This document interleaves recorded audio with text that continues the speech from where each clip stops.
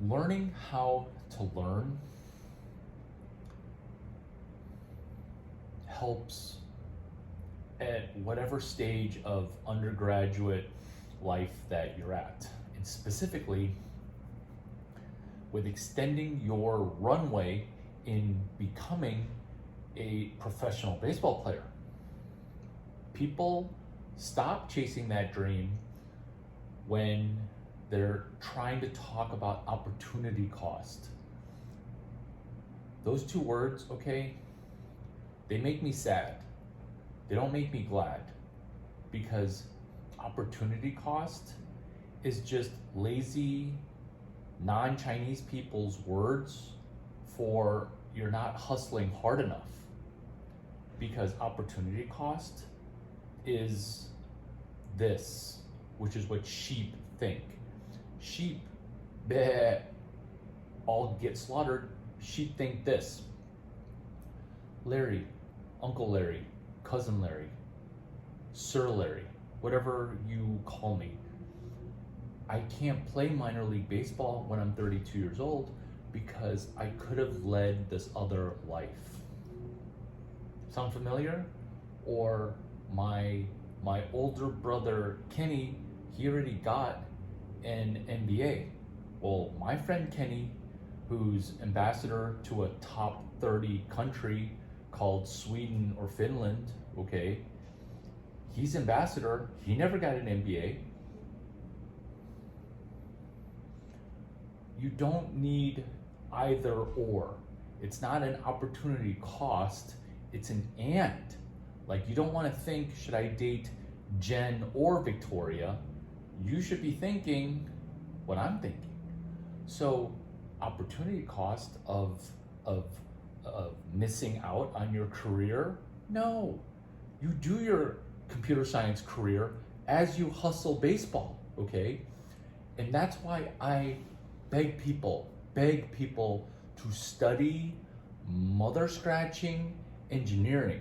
It's not because I want to commiserate with you or be your mechanical engineering study buddy or study buddy with you on CS 106A or CS 223, which I didn't even take, or CS 183D, which Stanford won't even teach because it's too, I don't know why. You'll have to ask your dean why CS 183 never's been taught.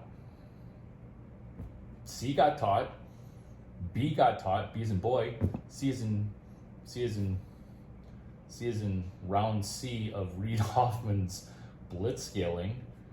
E got taught, E for editing. Why didn't D get taught?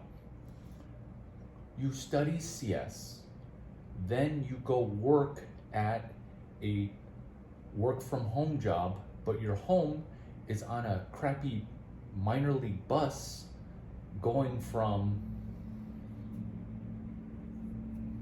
some horrible part of Kentucky to Crown Point, Indiana for a baseball game. Like, that's your life. So you're work from home on the road. This is just like HTG, HFA, OTR. How to get home field advantage on the road. These are playbook plays that people have needed to do before you, because you think you're the only minor leaguer who's pushing 29, who's not like crushing it, where you need to be moved up to 4A ball. 4A, get it? You're too good for AAA, but you're way too bad for pros. So you're playing 4A, where you're up, down, up, down, up, down, up, down, 4A ball. You're a stone's throw from where you need to be. What if you had a rich uncle that was just giving you $250,000 a year to just say, hey, enjoy making $40,000 a year playing minor league baseball? Realistically, 22, but you know, when it's below 100, like, who's even counting? What if a rich uncle were to give you that money? Well, as per NCAA laws, I can't just give you that money. But what I can do is teach you how to code, okay? I can't just give you fish. I can't give you sushi, okay? No matter how delicious it is, because it's against NCAA laws.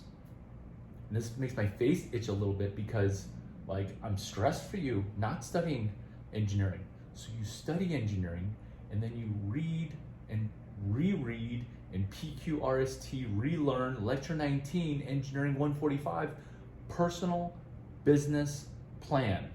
Tom Kosnick, thank you very much. That's a great lecture. So lecture 19 of coincidentally, not coincidentally, CS 183E, be scared that I memorize these syllabi, plural of lecture 19, retire on the job. What is exactly retire on the job, Larry? Oh so smarmy smart. No, I'm not smarmy, okay? I just prepped and read a lot more than you with a University of Illinois bachelor's, or pretty close to a bachelor's, right?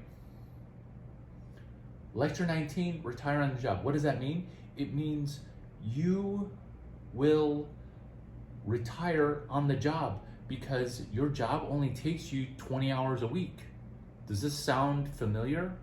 Because you know of people that sometimes brag secretly, hey, my job, okay, in CS as a developer, I really don't spend more than 20 hours a week doing my job, okay? If you can't work at a job on your freaking laptop, just burped up salad. Who burped salad? It's because I ate a crap ton of salad, which you guys should be doing on the road. You should be like whipping up salad and eating it in that little clamshell, okay? Sorry it's not Stanford dining. Sorry it's not 5-star dining, but you just take that clamshell, okay? You throw out like a third of the salad, and then you pour a bunch of dressing in, and then some cheese, and then a protein of your choice, and then maybe a can of beets, okay? That's dinner. Like one of those $5.99 spinach clamshell things. It just opens like this, and it looks like Chinese people Tupperware. That's what you should be eating on the road. No fast food. Retire on the job is where you spend 20 to 25 hours a week. CYA, cover your butt. Where you, as a baseball player, you know all about this. Saying things to not offend people, trying to get along with that person on the team who kind of hates you for no reason. Baseball's political, right? So you're gonna be political as you are succeeding in a developer job. It entails talking on the phone, doing email, doing some dinosaur whispering where your boss doesn't know what you're doing. So you're gonna need to spend at least Sunday night doing your weekly plan. And that's perfect because the whole adage of cut once but measure 17 times, we'll just measure 18 times and preview the work that you're gonna do and just update your boss as if you're a FedEx package. I just messed up that joke because what's smarter, a FedEx package that sends you a bunch of updates or a CS major with a 250 for an IQ? I think the FedEx package is smarter because at least I know what that package is doing. I don't know where it is, but I get a sense for the steps that it's going to take to arrive at its destination. That's what Dinosaur Whisperer is. That's what Douchebag Whisperer is, where you're trying to communicate to board members because you report, it's a startup that you work at, or it's a small business that you work at, or it's a medium-sized cluster F of a company, which baseball is perfect for, because that's what baseball is, a big cluster F. So you talk to board members, you talk to your boss, you talk to 2 interns, and if you can't get 2 interns to do your job for you, okay, you need to find better interns, because that's all Silicon Valley is delegating to an intern that's 3 times smarter than you. And then just be ready to write really good recommendation letters that they help you co-author. And be really good at finding these interns. Like, I'm the guy who called dibs on being Austin Weiermiller's intern in the year 2025 to 2035, depending on his ebb and flow in and out of baseball. That's what you want to hone in on, okay? Is not even one crazy Chinese dude's genius. You just want to pick one mentor, okay? And put pen to paper. So if I've said things that cause you to laugh and finally turn your freaking brain on, then you should put pen to paper. And then when you put pen to paper, you want to execute. Hey, maybe I should be doing my game day, relief day recovery drills. That's what pen to paper does for you. And that's why you CS 183 bullpen pretty well, right? So why don't you put pen to paper as you're trying to ROTJ, lecture 19, CS 183S, as in sales. CS 183B as in boy, lecture 5, because Peter Thiel talks about how if competition is for losers. Lecture 5, CS 183B as in boy. Competition is for losers, so if you can't come up with some mini monopoly of you being a CS major and you being a minor league baseball player, you're engineering your life, pun intended. You're actually restudying Tom Kosnick's Lecture 19, Engineering 145 for the 6th time, and you'll understand it 1/10 as well as a Larry Chang would. Maybe you can understand it and approach 75% of my understanding, where you design your personal business plan. Because if you go to Stanford and you think you have to make decisions the way an econ major out of Duke has to make decisions, like, that's just not right. That's horribly wrong. So Stanford Engineering, Duke Econ, okay? Like, it's a tenfold betterment, tenfold improvement, 10x across the board. Econ is just random people waving at an outside changeup, okay? Where they're swinging and missing by like 7 feet.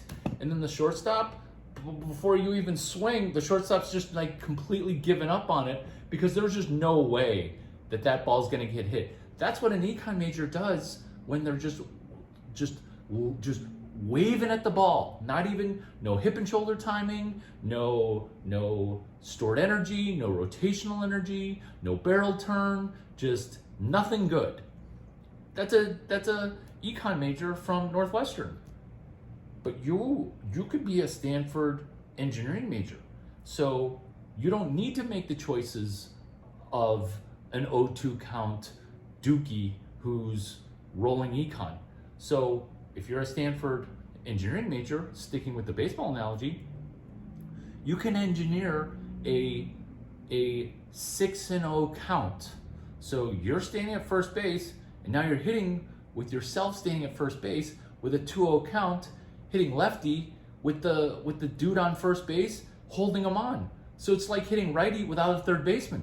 That's what life is. That's what life is coming up with ways to, pun intended, ways like GPS. Where am I going? Larry, how do I play minor league baseball and get paid $250,000? Ways. Coming up with ways to single and double into left field when the third baseman's holding on the runner at third. Okay, that's what lefties get to do. Okay, so you hit a single or really a double play, 3-6-3. Okay, you hit it in a double play, but no, the first baseman's holding the guy on, so you get a cheapo double, and now it's second and third. And maybe if it's, Brock Jones or Nico or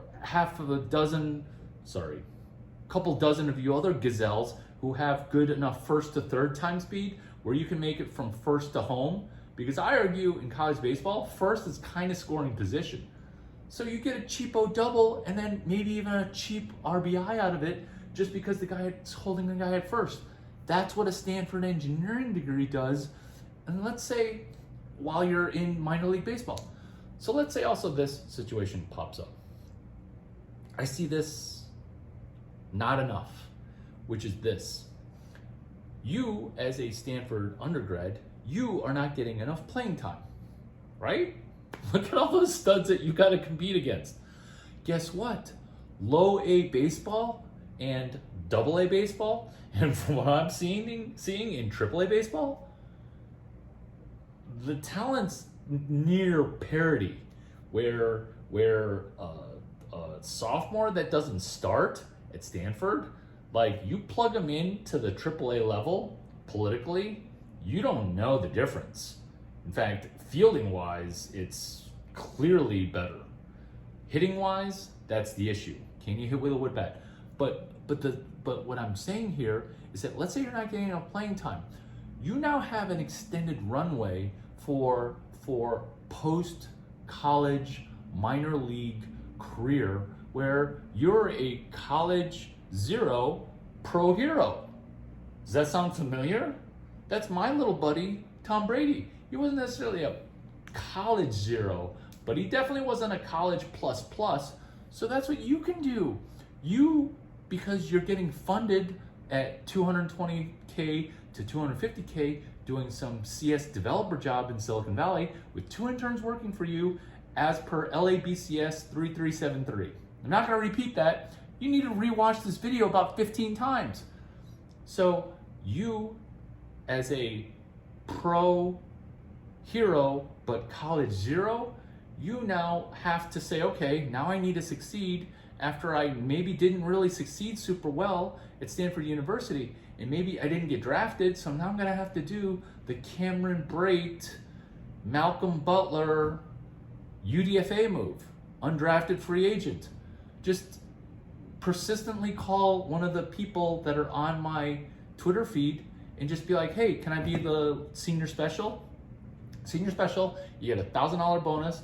Welcome to low, crappy A ball in Vancouver for the Blue Jays, which I'm laughing because I would love that. So I'll be your +1 when you beg to get signed up for the senior special. And then once you're in low A ball, you'll realize that low A baseball is abysmal. It's like, it's barely baked players who had horrible competition.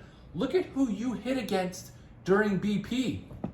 I mean, Esker, he can spot his pitches and he can elicit soft contact all day long. David Esker, the baseball coach, who pitches from 50 feet pretty effectively. But look at all the people that you're in game situations with. Those players are legit.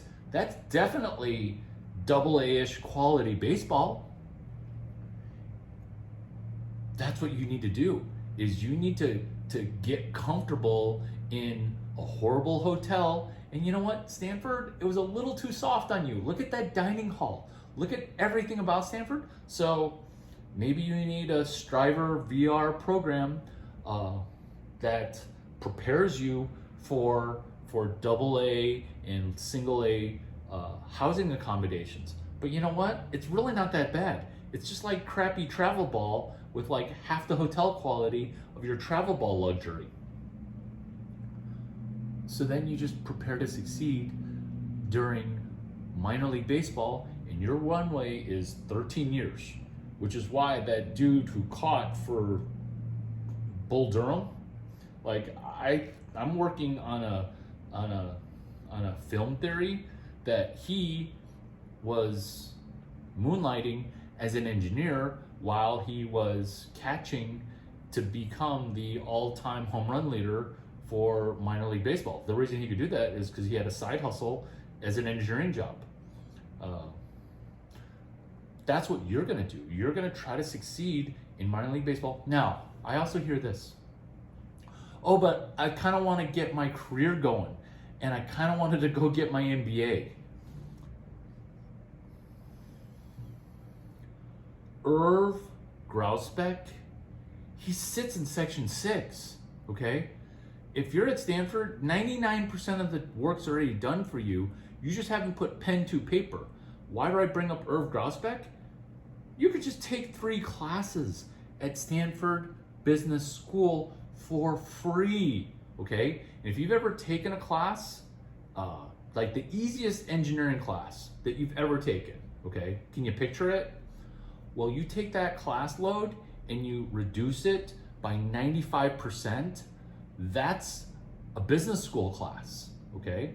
It's just got more jargon in it, but it's super easy, and you just need to pre-study it via PQRST, where before you go to Jerry's CS106B class, you take CS106B, and then you PQRST, preview, question, review, summarize, test it. So you just do that with business school, with just 3 classes that you like, that you have an affinity to, that would solve problems in the market. So the problem that you guys face is that minor league or career. And that's the problem I solved for you in this video. What I recommend for you guys to always seek is other people's problems and listen so carefully to other people's problems. Now, why am I so unpopular? Because I hear people's problems because I'm semi-intelligent and I listen, okay? Like a Tom Brady Shih Tzu. Brady, hey, you want a treat? Come here. Come here. Come here. Come here. Come on. You can be on video. I listen to problems and I solve problems. That's all you want to do. That's why you get paid not even obscenely. $250 is actually, but the reason you get paid $250 is because you'll pick up and solve problems that are a mil or 3. And if you haven't looked around in this world, Shitaki's messed up, okay? Messed up. So if you can't solve $1 million or a $3.5 million problem and only get paid $150K per $1 million problem, then you haven't heard of a problem. And so that's what you guys can practice doing. And you can't really do it as an intern because NCAA rules don't let you get paid. So you're gonna need to do it for 0, and you're gonna need to consult NCAA rules, which is why Satoshi Nakamoto, I theorize, was a student athlete, because he totally got screwed. Don't even look at it like you're getting screwed. Look at it like I'm giving you the best deal ever, and you just need to hustle a little bit. You just need to put pen to paper. You see the work that I put in a hobby of going to a game and then sitting by all those scouts, okay? And I could just be like, I'm just the richest dude in section 6, F all y'all. But I work to say hi to people. And I don't take notes on what they say, but sometimes they say genius stuff. So then I'll write it down, and then everyone loves me. Why? Because I listen and I just work a little bit extra, okay?